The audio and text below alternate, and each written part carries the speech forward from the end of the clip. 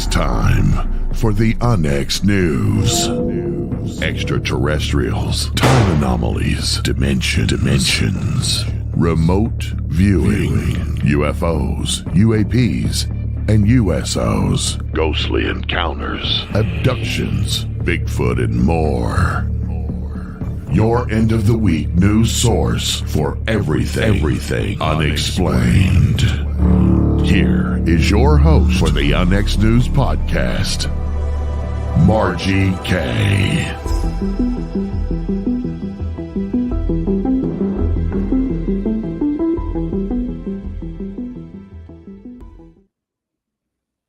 Good evening and welcome to Unexplained News. I'm your host, Margie K, and we are on the KUNX Digital Broadcasting Network here every Friday. Thank you for joining me this evening. We have a good show for you. Brian Sich is with me. He is the founder of the Center for Unexplained Events and Center for Cryptozoological Studies. And we're going to talk with him this evening as soon as he can get connected, because as luck would have it, and these things seem to happen quite often lately, his electricity went out today. And while we can talk on the phone, and it shows he's connected here in StreamYard, he's really not. So they're working on it on their end. We are going to be talking about Dogman, Bigfoot, Mothman, cryptid creatures tonight. So if you have had your own cryptid sighting, join us over on YouTube and join the chat and enter your comments in there in the comment section. Tell us about your sighting and we will discuss it on the air tonight. Now, I know there have been, cryptids, this is a really big interest of mine. Of course, I like anything paranormal, UFOs, haunted sites, ghosts, and of course, cryptids. I like those subjects because I have experienced nearly all of them. And I was interested in it long before I had any experiences myself, like I'm sure many of you have as well. And I do want to mention that there was a Mothman sighting in Independence, Missouri on February the 23rd, just recently.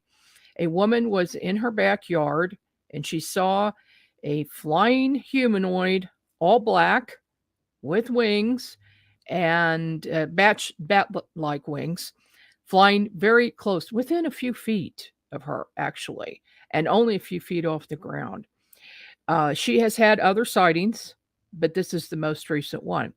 And I should note here that right at the Missouri River near Independence and Sugar Creek, Missouri, Kansas City, that's where most of these flying creatures and Mothman sightings have been the past few years.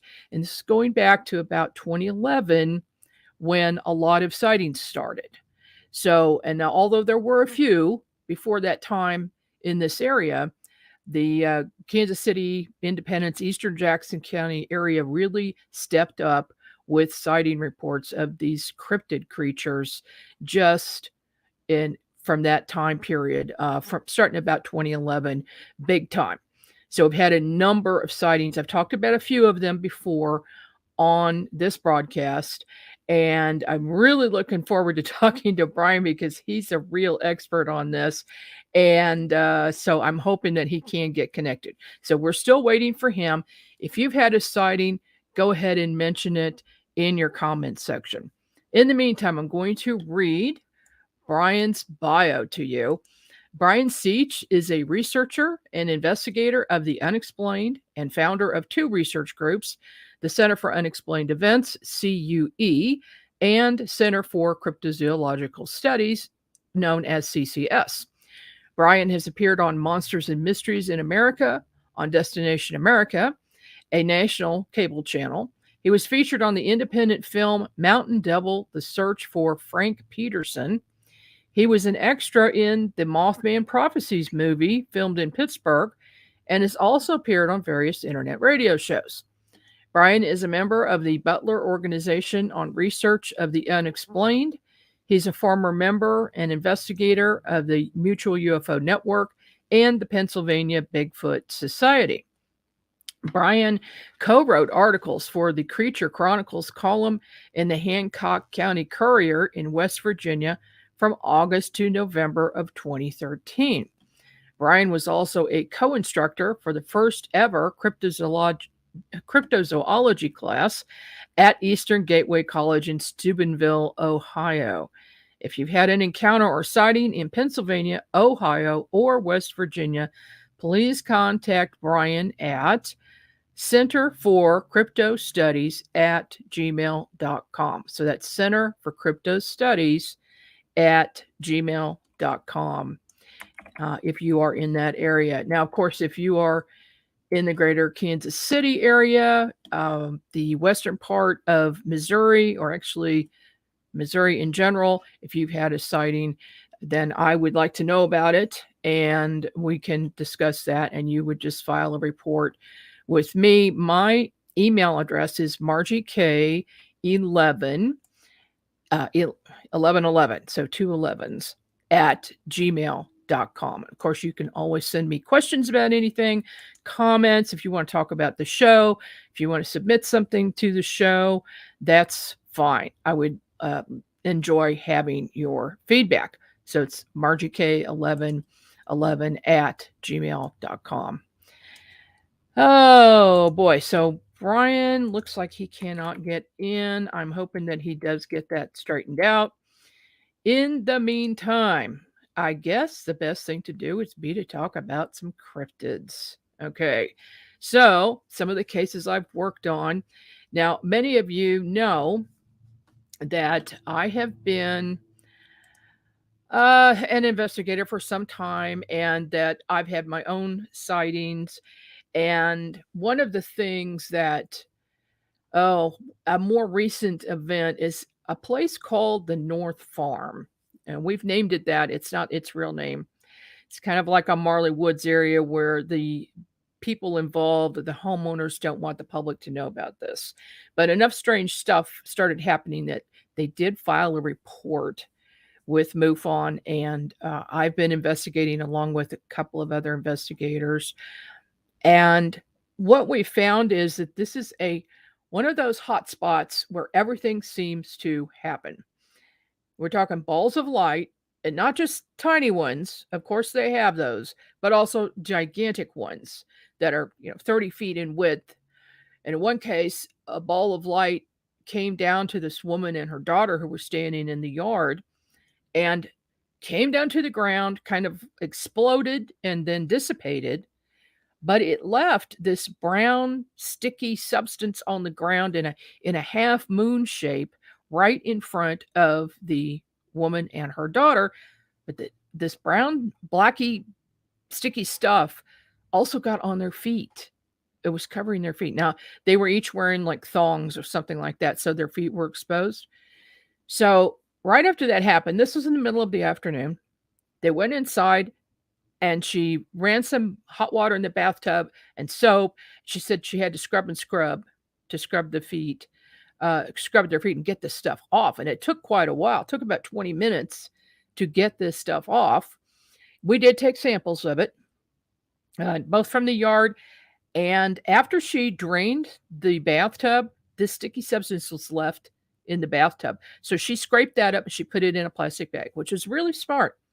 And that's something to remember. If you have a strange thing like that happen, go ahead and collect it, put it in a plastic bag and seal it up and give it to an investigator, because we have a lab. MUFON has a lab and we can investigate. We can go beyond investigation and we can see the actual chemical makeup of some of this stuff that we're getting. Some of it is pretty amazing, what has transpired at the lab.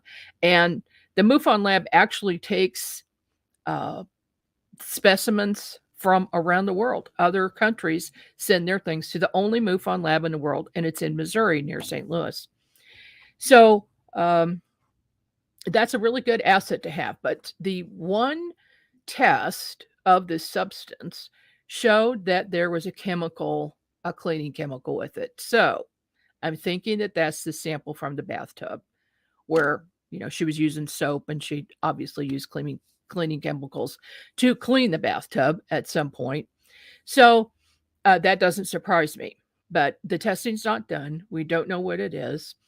It remained on the site for quite some time. As far as I know, it might still be there. We are headed back there in about a week and a half. 3 of us are going back. We're going to go during the day first. And I am setting up 3 trail cams. And one of them is connected to internet so that I can watch it all the time.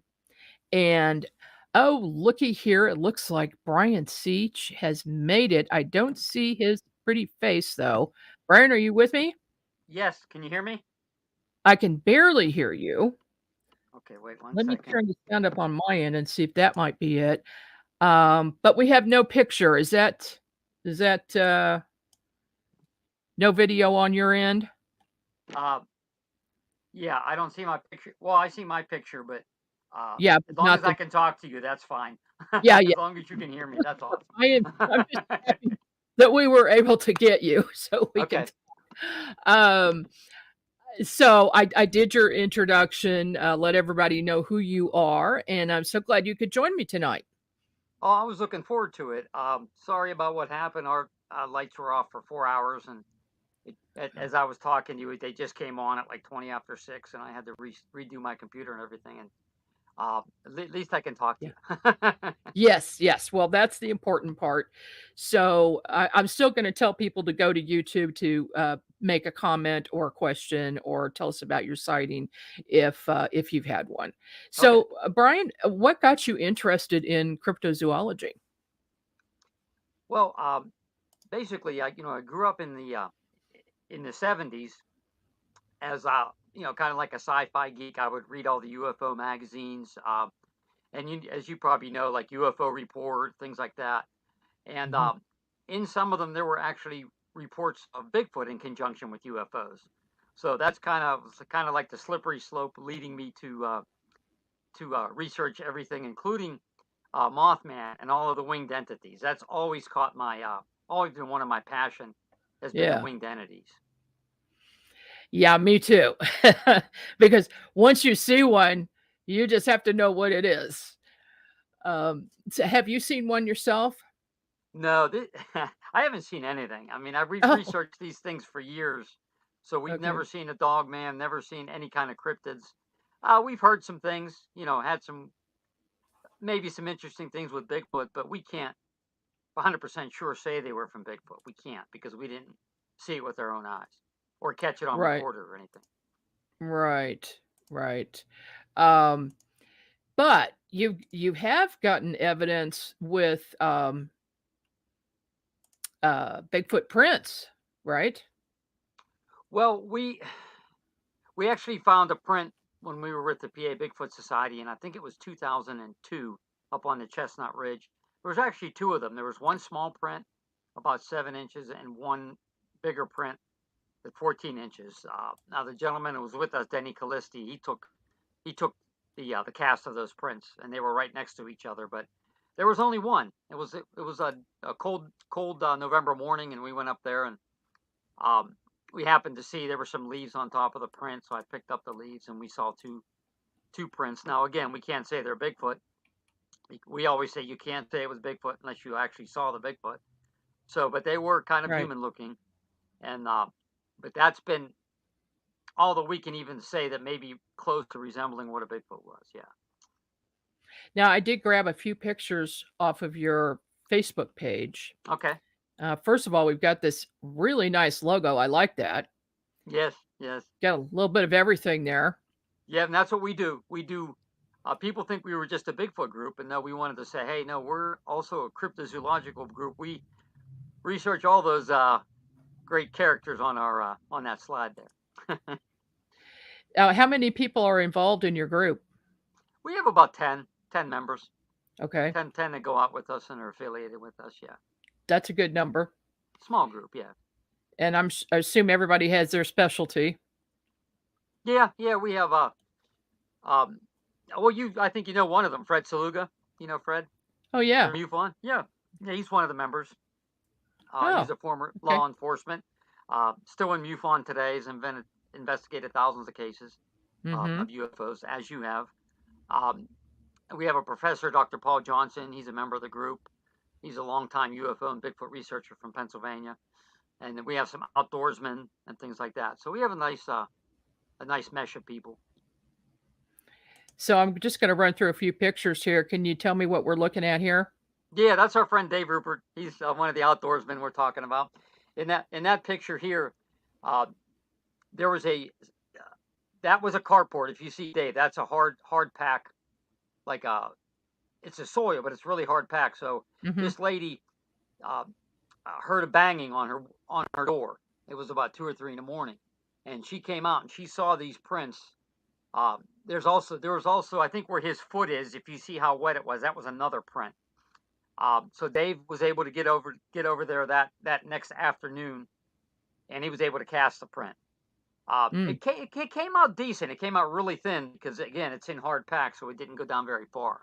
So we were out there the next weekend, and we heard some strange noises. We actually heard the horses were rustling. They were getting nervous, but we didn't actually see anything else that time. Okay. How about this? And that was the one that he did. That he put a little bit of powder down. That was the hard pack. That was the one before he took. Okay, that he was just trying to show the definition in the print. Yeah. So 6 inches in width.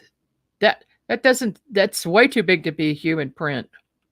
Yeah, they were weird. They were really big. And if I had a track of the cast, which I have it upstairs, I could show you how wide it actually was. So again, nobody saw anything. We're always pretty quick to say, hey, nobody actually saw anything. But again, something banged on the side of the house, and there was wet prints, and we did hear some strange things. So, we kind of leave it at that. Yeah. Yeah. What's going on here? Is this an event? Yeah, this was a cast making demonstration down at Tomlinson Run State Park in West Virginia. Now we actually live about 9 miles from this place now. But this is when we were in Pennsylvania. We went down there with Fred, and we did a small cast demonstration, and we were talking about Bigfoot to a bunch of kids. So it was fun. Okay.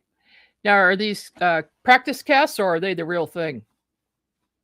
Well, these ones here, they're actually casts from other people. These aren't really ours. We displayed them. A couple of them are Fred's. And okay. Yeah. So these were actual. Some of them are actual animal prints. Like I think the 2 on the bottom on the left are mountain lion prints from another state. Yeah, those are huge. Those are huge. How big are the mountain lions? Well, I forget how wide they are, but if you would look type in mountain lion print, and you'll see what they look like. That was about how. And again, like I kind of forget. This has been a while ago, and I have those up in my collection somewhere about how long and big they were. So I'm sorry about that, but yeah. Yeah, it just goes to show you how big the animal is, and how you shouldn't go anywhere without some type of protection if you're going hiking or camping. Wow. Oh my goodness. So how long ago did you found this group? How long have you been in operation? So we actually have 2 groups. Our first group is called Q, Center for Unexplained Events. My wife Terry and I started that group in 1986, believe it or not. Our other group, which you showed, Center for Cryptozoological Studies, that's been since 2012. We wanted to kind of have a new group to take all of the cryptid reports and put them in CCS. Okay. And then, so I assume for the unexplained events, that's basically everything else. Everything else, UFOs, ghosts, everything, you name it, it's underneath that umbrella. Okay. So when you're out in the field, you're investigating, what is the, I would say, creepiest encounter that you've had? Well, we did have a rock thrown at us down at Beaver Creek State Park in Ohio. It was us and the Ruperts, that gentleman who was taking the cast there, and his wife. and my wife, there was 4 of us walking down a trail, and next to that trail was this small little pond. And Carrie noticed this rock coming from a hill right next to the trail, and it plopped. We all heard the plop and saw the splash coming up from the rock. So Dave and I looked, and we ran up Uh-oh. Brian, you with me? the hill, so down maybe about. Oh. Fortunately, we didn't see who or what or anything threw it at us. We thought that was pretty weird. I mean, you're just right off the road going up the trails. There's a rock coming at you. I mean, Yeah. could it have been a person? Possibly, but there was nobody up there when we got up there. Yeah, that's pretty weird. So while you're investigating, have you ever run across 2 or more things at once? Say there's a dogman and a Bigfoot, or there's a ghost, or there's a UFO, whatever. Are these things connected, do you think? I think somehow that they are connected. I guess the one case that there was probably a connection was at Livermore Cemetery. This was about 6 years ago, where we were on top of a bridge over top. Brian, I'm losing you.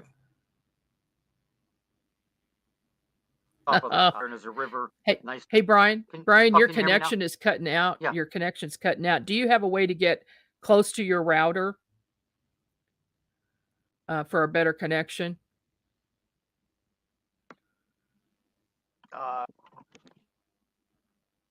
Maybe. Or directly connect to the router. Are you on your phone? Yeah, I'm right next to it. Okay. Well, the All right. phone's the phone's, yeah, no. It seems to be working okay now. So, all right, go ahead and repeat Okay. what you were saying. Okay, so where were we? I'm trying to think where we were at now. Livermore Cemetery. So we're standing on top of that bridge, and I was teasing my one friend, okay, who has this very loud, peculiar laugh. Okay, her name is Leah. So I made her laugh, and then from the woods a little further away, we heard this long howl. Okay? Oh. Almost as if it was reacting to the laughter. Okay, so now again, we did not see anything that time as far as that, but I took half of the team a little further on down, maybe quarter of a mile or maybe a little further down this trail, and we sat there with our night vision. So we see this ball of light, and it's a white ball of light, and it's coming down the trail. It almost looked like, say, a railroad worker walking down the railroad at night, swinging one of those railroad lanterns. You know what I'm talking about. I've seen that before. Have you? Yeah, and it was Yeah. really weird. It was weird. It was kind of reversed. You could see it with your naked eye, but when you tried to get it in the night vision, you didn't see it, which was kind of like reverse of what you think might happen with these. So, Mhm. I kind of shined a flashlight at it, and we start walking toward it, and just disappeared. We Oh had no my. explanation for that. And the other party, the other members, they were too far down to see it. They didn't see it. Only we saw it. Oh wow. Yeah, it was only meant for you. I guess. Yeah. Do you have, that kind of goes in line with spook lights. Yes. We have what we call Joplin, spook lights. yeah. Yeah. The big one is in Joplin, but there's several other areas that have them. Okay. Yep. And they seem like they have intelligence, and they operate intelligently. It's just one of the strangest things out there, I think, that just remains unexplained. Do you have any idea what they are? Wow. Yeah, I know. I got to think on this one. Well, I have told people too. It almost seems like they have a sense, like they're sentient, almost alive. I mean, are they like forms of energy? It just seems like they are intelligent or are under intelligent control. If you want to, because I know that you research Right. UFOs. My wife and I were former members of MUFON back in the day. It's been a while, but she was also a state section director. So, wow, I wish I could like tell you more. It's just one of those. Yeah. It's bizarre. it's bizarre. And I have a couple of your books. I've actually just recently got your Sonoma County Phenomena one. I got that a couple days ago. Oh, and there's some really interesting pictures that the lady Natalie Roberts took, and it's yeah. like wow. And I'm like, this is just like, I even have your other book, the Fast Walker book, The Fast Movers. Fast Movers. Yeah, I have that Okay. book too. Oh, Yeah. well, thanks. Well, also, and Appreciate your Winged Entity book. I mean, the Winged Aliens. I maybe you might have sold more because I'm telling all of my friends about it. You know, believe it or not, I'm like, you got to get this book. I love that book. Thank you. Oh, that took 2 years to put together, at least. Very good. Okay, we are up on a break, folks. So when we come back, we'll talk more with Brian Sich about cryptids. We'll be back right after this.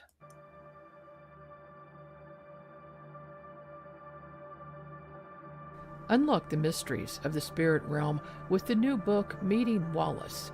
In this channeled work by renowned psychic medium Larry Costa, the reader will delve into the profound wisdom of his spirit guide, Wallace. Together, they share the transformative journey of harnessing psychic powers from the celestial plane. Discover the extraordinary psychic gifts that have empowered Larry on his path, and immerse yourself in a thought-provoking and awe-inspiring read.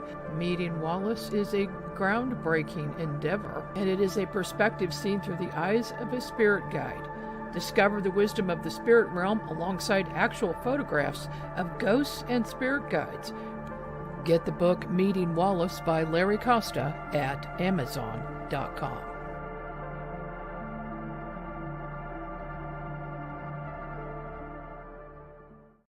Debbie Ziegelmeyer is an experienced diver, dive trainer, and UFO investigator who has researched sites around the world that have water-related UFO activity.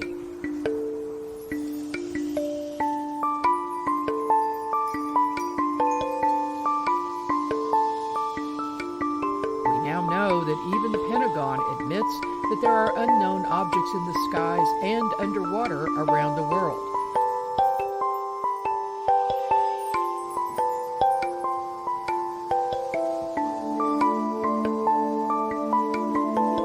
Debbie compiled an amazing book to catalog many of these sightings. The Alien Colonization of Earth's Waterways, a reference guide to UFO, USO, water-related activity, has received rave reviews by UFO researchers and the public. The book is available at Amazon.com.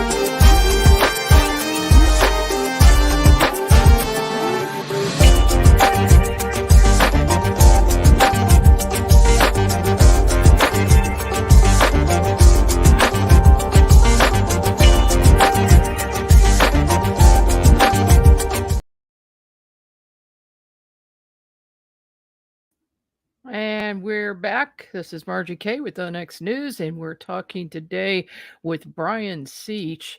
He's with the Center for Cryptozoological Studies. Brian, it's It's been just a weird and wacky evening this evening with your electricity going out and we can't get your picture. But okay, we've got a few comments I just want to go ahead and show here. Um, James Bear is talking about a Bigfoot sighting that he had a few years ago at the James Reed Wildlife Area. And he spoke about it at the BFRO meeting in Independence.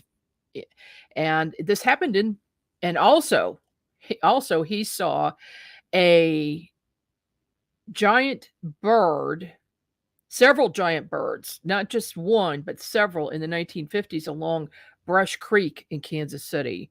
And actually that case is in the book Winged Aliens. And so James is listening tonight. Thank you, James, for that. That was a big sighting. And so for the James A. Reed Wildlife Area, this is just like a big, huge park here in Jackson County, Missouri, with cities surrounding it. Do you get many reports from places like that, Brian? Well, as far as like some of the bird, like we call them thunderbirds here. We lived in Pennsylvania all of our lives except for these last 2.5 years that we moved down here. The Chestnut Ridge area that extends from Indiana down to Morgantown, that is kind of like a hotbed of thunderbird sightings. And believe it or not, some of these people were saying that some of these bird-like creatures, they look like pterodons or pterodactyls, believe it or not. Yes, I got the same thing. Yeah, and we're trying to get some of these reports down here in West Virginia also. Most of the reports that we have gotten, though, are more of the winged humanoid. We call them winged entities, winged humanoids. Mm-hmm. Especially here in West Virginia now. We picked up 2 or 3 since we've got down here. And I had a drawing here to I was going to try to show. I had some drawings, but unfortunately, like I said, the cams is not working, and I don't want to mess with it and get kicked off right now. But right. Yeah, I've had reports of winged humanoids with feathered wings, but most of them have been bat-like wings with no feathers, and in one case with just a little row of small feathers along the top. Do you get varying accounts like that? No, most of ours are of more bat-like wings, bat-like, leather-like. We've never gotten one that had any kind of feathers on it, and it looked humanoid. No, they were more bat-like. Yeah. And the interesting thing is, and I think that maybe I told you, is in some of these sightings, the legs appear on some of these humanoids to be bent backwards, and when it walks, several of them when they walk, they said it walks like a chicken. Believe it, like a chicken. You know how a chicken walks? It's kind of weird, a weird gait. And even I was looking at a book here. The book is Weird Winged Wonders from Timothy Green Beckley, and there was another story in Mexico where a gentleman saw one in the daylight, and the first thing he said is it walked like a chicken. So again, is it when they have these bent back legs, does it make them walk almost kind of like a chicken? I find that really interesting. Yeah, that is interesting because as far as winged creatures go, I have never had an account of one walking. They're always in the air or standing. I will say that, standing. But I've never had any witness say that they saw them walking. Now, the bent bat legs, it's like their knee goes in reverse. Yes. Right, to us. Yes. So it's very strange to us, definitely. It is. Yeah. While you have been investigating, let's say, anywhere on any of your investigations, do you camp out? Yeah, I mean, not as much anymore. We hope to plan a camp out sometime this year. So we were camping out regularly every year, 2 or 3 times a year. But the last 2 or 3 years since we moved, we haven't been able to do it. We were involved with the move. It took us a while to move, and We moved down here. Mhm. We got sick with COVID, and it just was one thing Oh, after another. So we haven't got out as much as you know wanted to, especially at night. We did a night investigation last year on Beaver Creek. Hope to do some more this year too. But yeah, we camped out in Ohio, PA. We did a lot of camping out in PA, especially as we were younger, growing up. In this, we were okay. out all the time. Yeah. So when you think Bigfoot might be around, do you also have any experiences with owls or crows? No, Or have any of your no, witnesses said that? no. I know that especially in the UFO field, many people, they see the owls and they think, maybe that was an implanted memory or, from the extraterrestrials. But no, we haven't. Um, that's the first time Okay. I've ever been asked that too. But no, Wow. That yeah, that's odd because a lot of my sighting reports from this area, they mention there's a connection with owls and crows huh? or Well, crows. Yeah, that's one or interesting. the other. Yeah. And it's my understanding that sometimes Bigfoot can mimic other creatures or maybe even humans, Hmm. like sound like human voices. Hmm. Have any of your witnesses said that they heard chatter between Bigfoot? Uh, not chatter as much as once or twice like growls. You know what I mean? Not like a Oh, chatter. Um, like I know that there's a samurai chatter. There's chatter out there you can type up, especially on the Bigfoot BFRO website. But no, never the chatter. hmm. Okay.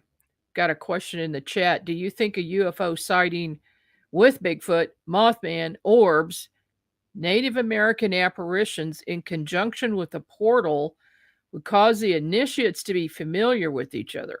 Hmm. I'm not quite so sure. I know what that means, Carl. Why don't you try to clarify that? What do you mean initiates? Uh, maybe he means all of these things. Uh, the Mothman and Native American apparitions. Do you think there is any connection with ghosts, spirits, Bigfoot, Mothman, things I like that?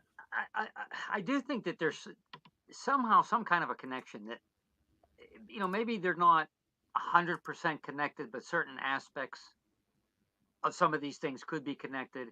And as far as like the portal, we do think that some of these creatures, especially maybe the winged entities, some of your dogmen, they may come out of portals. And I know Mhm. as a quote unquote cryptozoologist, that's not a nice. I mean, people don't want to hear you say that. But what I tell people is, as an organization, we research every cryptid as if it's a living, breathing entity or creature, whatever you want to put, animal.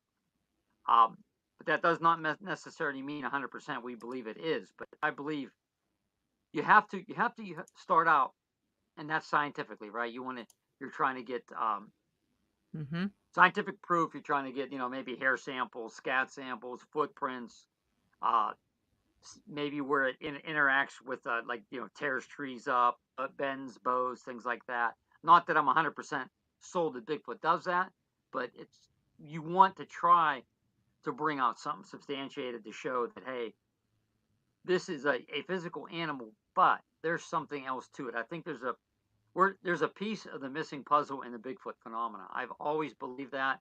I'm not smart enough to know what that is. I am not. I try. I just it just racks my brain. The longer we're in this, it seems like the dumber we get sometimes. Well, it's kind of like the more you don't know Yes. type of situation.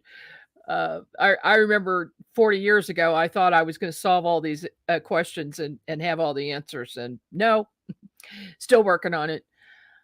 Uh, yeah, I But mean, all of this stuff to me seems to be connected in that they're possibly interdimensional creatures. uh-huh. And also, I think it really has something to do with consciousness, with your Hmm. level of consciousness. If a person is in a meditative state, I think they're much more likely to see things and experience things Hmm.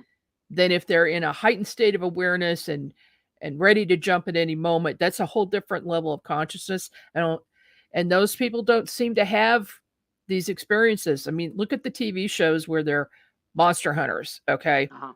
they're carrying guns, they're being aggressive, they're setting traps, and they never catch anything. Yep. And if they see something, we don't see it because it doesn't get on film, but they might say they see something off camera. I just don't think they're going to because of their state of mind. Yeah, I think there's a lot to what you said, and one of the most interesting things of the winged aliens. I mean, when I read this, I was like, "Wow!" Well, you stated, and we've always believed that these creatures, whatever, somehow there's connected to an energy. Okay, you said about when some of the winged alien sightings that you had. There's a river. There's power lines. There's railroad tracks. That's all flowing energy. You get all this flowing energy together, and on top of that, if you add, say, because we try to research weather from the sun, you have your geomagnetic storms. You have your cosmic rays coming down constantly. Maybe these things somehow appear when all those great, like the perfect storm type thing, and boom, one of these things appears for a short time, boom, it's gone. I mean, yeah, it maybe not a popular theory, but one that I really do think this is really going to gain a lot of ground in the coming years. I really think that. Yeah, I think so too. And I think the portal theory is becoming more accepted simply because of shows like Skinwalker Ranch. Yes, love that show. They're taking a very scientific approach to this, and they've got instrumentation, and they're showing something weird is going on. 1.6 gigahertz. Yes. And and I don't think I would have purchased a spectrum analyzer and taken it out with me on cases if I hadn't have seen that show. So we're always learning all the time. Sharing information with each other is always good. And the one thing that I would like to see is that these groups that think that you can only look at one thing and be very narrow-minded and these other things don't exist. I don't get that. I think we've got to work together. Paranormal groups, UFO groups, cryptid groups. We need to work together because these things are connected. Yeah, somehow, right? And I just can't quite put my hand on what it is. You remember John Keel? He had the ultra terrestrial theory that there's this presence that's always been here, and it'll work on your mind. It'll make you see this. It'll make you see that. Wow, we just don't know, right? And that's the thing. I say that a lot, and it's almost repetitive on some of the shows that I say. It's like we just don't know. If we did, we'd have a heck of a lot more evidence of everything. Yeah, we would. So, well, what is your sum total of the evidence that you've collected? Well, that there is something to everything that we have researched, and let's lump them all together, right? We have very little physical proof, okay? No audio proof that we can say for sure is one of these creatures, but we do have the eyewitness testimony. And again, here's a point of contention, and the skeptics: eyewitness testimony is faulty, blah blah blah. Yeah. But it will send a man to jail, right? It can put a man on the electric chair. So you have to take that. And when you look at, and you should know this more than anybody, when you're talking to people, you look in their eyes, you see this look of fear, you see goosebumps up and down their arm. You can tell that they lived through some kind of traumatic experience, whatever it is, UFO, pick your cryptid, ghost, whatever. They've lived through that. They're feeling this. They're actually showing you, if you watch the signs on, how they are. And so that's what I would say the sum total is. I do believe there's something to everything that we've researched, or we would be gone. We wouldn't be doing this anymore. Right. Now, your wife has been involved with you for how long? Well, we've been doing our group since 86. We were married in 85. Our group started in 86. So she goes out with you on investigations? Yeah, just about everyone. Yep. Okay. All right. Well, that's good that you've got a team effort going there. I have to drag my husband along with me on these things. He'll go, but not willingly.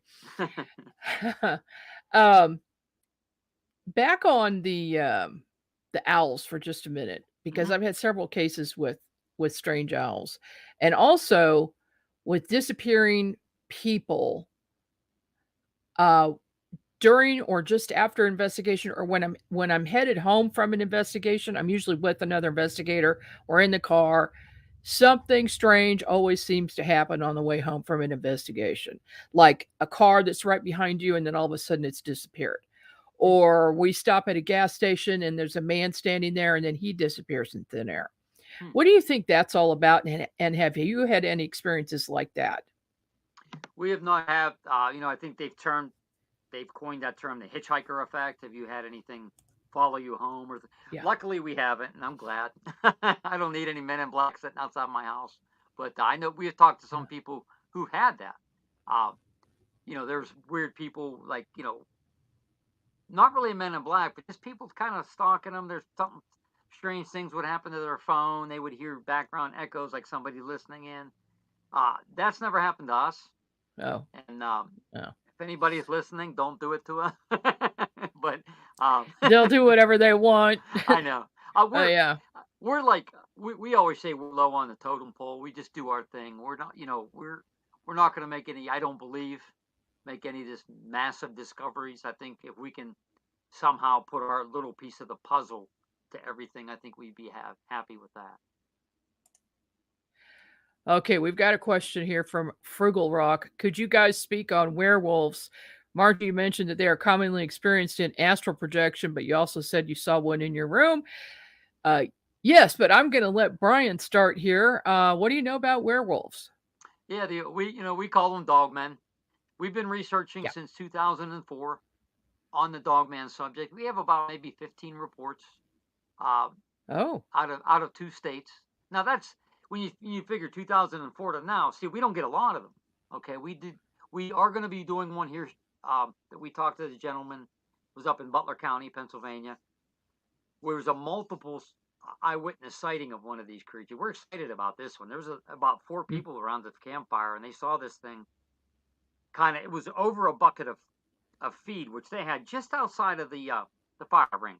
You know, um, wasn't right up against it, just outside. You can see some kind of a shape from the flames. So, and they said this thing stood up, and it kind of looked at him like, "Hey, don't, what are you looking at? I'm just gonna grab." And it was they threw some like plants, vegetables, and stuff like that in there.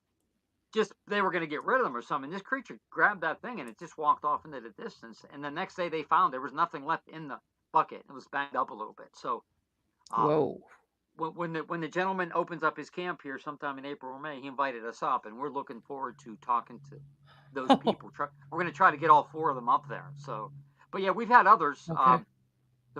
In Ohio, Ohio's a hotbed of Eastern Ohio's a hotbed of dogman reports. Western Pennsylvania, where we live, is. So they're happening, and people, like when we got our first one in 2004. Obviously, Linda Godfrey, she was the main one who brought everything out. Jody Cook, we worked with, and then there was Fred and I and Terry, and no one else really even took the phenomena seriously. But once we got out there and starting to show people, we were talking about, we had this phenomenon called the Shenango Valley werewolf up in Mercer County. And Mhm. once we start doing that, the word started getting around, and now all of a sudden, all these dogman researchers popped up all over the place. So yeah, that is one of the Yeah. weirdest phenomenons we've ever done. I mean, and what the people tell us, they say, "Hey, I hate to say this, I hate to use the term, but they said it looked like a werewolf. You're Hollywood werewolf." And Yeah. Well, I didn't used to believe in that at all. I thought I totally did not believe that. And then one day I was visited by one at a motel room in Boonville, Missouri. It walked through the door of the hotel room, jumped wow. on the bed, and growled in my face. Oh, It wow. was transparent Mhm. and it walked through the door. So, and then it disappeared. And that made me think that it was interdimensional, but it had a clear mission to scare the heck out of me. Yeah. And other than that, I've taken reports from people. That's the only one I've ever seen, and I don't want to see another one. Have any of your witnesses said that the creature look transparent like that? The ones that we've gotten were a solid creature. I mean, you Okay. could not see through it. I know Linda Godfrey did get one in Pennsylvania, one that actually glowed. It was glowing Oh, along this. Yeah. But most of them are of a standard, like, again, if you would see it, just take a huge wolf, prop it up on two legs and let it walk naturally. That's what these people were seeing. yeah. Again, doesn't make sense. Barton Unley, and you probably, known or talked to Barton Unley, or he had a No. report. No, you should talk with him. Definitely get him Oh, on your show. okay. He had a report of a farmer, and it was in Kentucky. That's another hotbed of dogmen type entities, creatures. That this farmer was out on his tractor. It was a summer day, and he looks in the field and he sees this shimmer, sort of like if you're driving down the road on a really hot day and you see that shimmer in front of you, like Yeah, like he's a mirage. yeah. So he sees this shimmer, and he said this dogman entity stepped out. He said it looked around, it kind of sniffed the air, and then it saw the farmer. It didn't see him initially. He said it appeared to growl, step back into this shimmer, and it disappeared. Now, what is that? I mean, what is that if that's not interdimensional? I don't know what that That's a would be. portal. Yeah, That's an interdimensional portal if yeah, there ever was one. exactly. Wow. It seems to me also, I'm noticing an uptick in portals opening and people Mhm, witnessing them, seeing them, and getting them on film. mhm. Are you experiencing the same thing with your reports? Well, people are talking more about them, and they say, "Well, could this be a portal area?" Uh, we have not, to my knowledge, I'm trying to look back, have not had anybody claim they've actually seen a portal opening. Okay. But some Okay. suggest there's a portal on their property or whatever. These things can come out, go back in. So Wow. the portal theory is really getting a lot of notoriety. But the one question I had to ask you is uh, the golden fairy that you saw, right? You saw the one. Oh, yeah. Well, and it just dawned on me, and it just like, so you were in a hot tub, right? Yes. You're in a hot tub Hmm. with water, and what was that water doing? Churning. It was not churning. It wasn't No, on. it wasn't Mm-mm. on. Okay, because No. I was going to say if it was churning and on, that's an energy. That's a flow.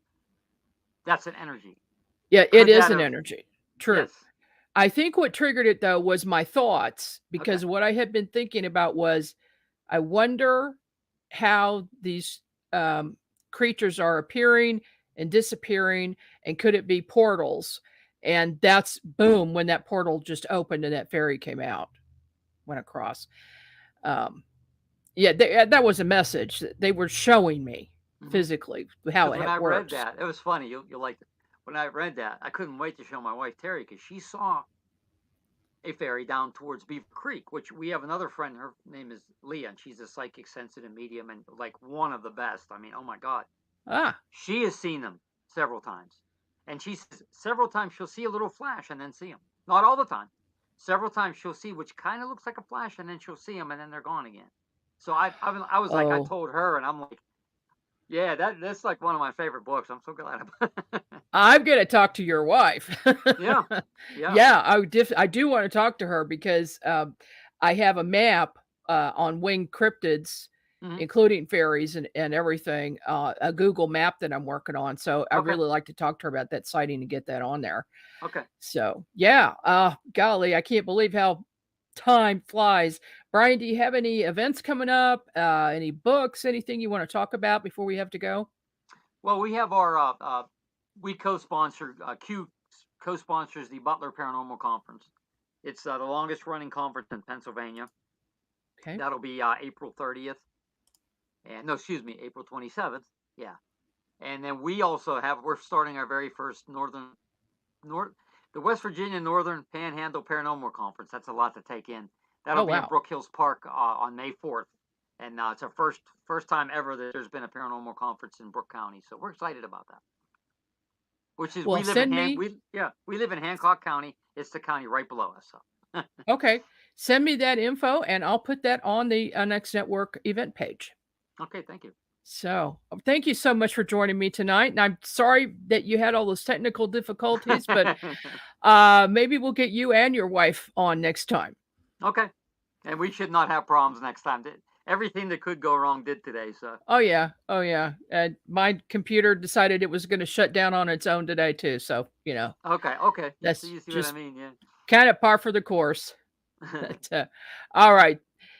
Thank you. And we will see you here again next week, folks, right here on Unexplained News, Friday night, 6 p.m. Central Time. Thank you very much for having me.